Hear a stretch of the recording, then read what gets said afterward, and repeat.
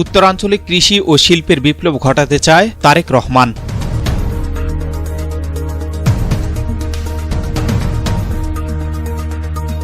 আসসালামু আলাইকুম।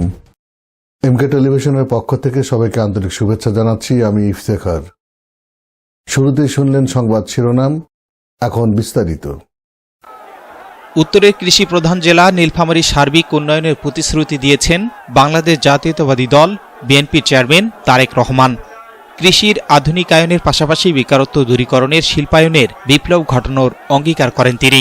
শনিবার দুপুরে নীলফামারীর ঐতিহ্যবাহী বড় মাঠে অনুষ্ঠিত এক বিশাল নির্বাচনী জনসভায় এসব প্রতিশ্রুতি দেন তারেক রহমান। জনসভায় তিনি বলেন, বিএনপি সরকার গঠন করতে পারলে উত্তরাঞ্চলের দীর্ঘদিনের দুর্ভোগ লাঘবে তিস্তা মহাপরিকল্পনা দ্রুত বাস্তবায়ন করা হবে। তিস্তা নদীকে ঘিরে কৃষি, শিল্প ও কর্মসংস্থানের নতুন দিগন্ত উন্মোচনের কথাও জানান তিনি। এ সময় তারেক রহমান আরও বলেন, দেশের কোনো ভোটারদেরকে যদি ভয়ভীতি বা চাপ সৃষ্টি করা হয় তবে দায়ীদের বিরুদ্ধে কঠোর ব্যবস্থা নেওয়া হবে। অবাধ, সুষ্ঠু ও নিরপেক্ষ নির্বাচনের মধ্য দিয়েই জনগণের অধিকার নিশ্চিত করার অঙ্গীকার করেন বিএনপির চেয়ারম্যান। আগামীর বাংলাদেশ গড়তে ধানের শীষে ভোট দিয়ে বিএনপিকে বিজয়ী করার আহ্বান জানান তিনি। নির্বাচিত হয়ে জনগণকে সঙ্গে নিয়েই তিস্তা মহাপরিকল্পনা সহ উত্তরাঞ্চলের উন্নয়ন কার্যক্রম বাস্তবায়নের প্রত্যয় ব্যক্ত করেন তারেক রহমান।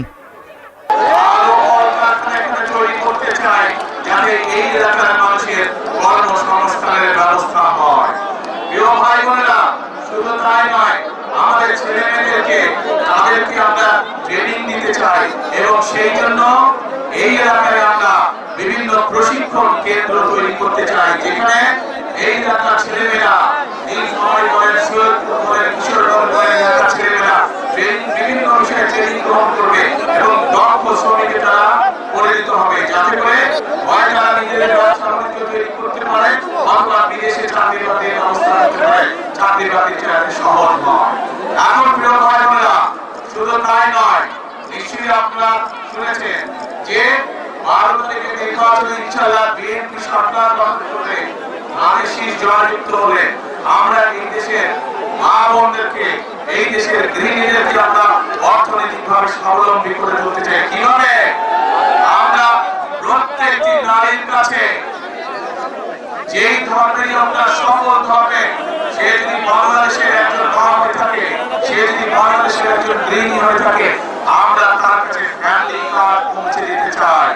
এই ফ্যামিলি কার্ডের মাধ্যমে প্রত্যেকটি খেটে খাওয়া প্রত্যেকটি পরিবারের মা প্রতি মাসে সরকারের পক্ষ থেকে একটি সহযোগিতা পাবে।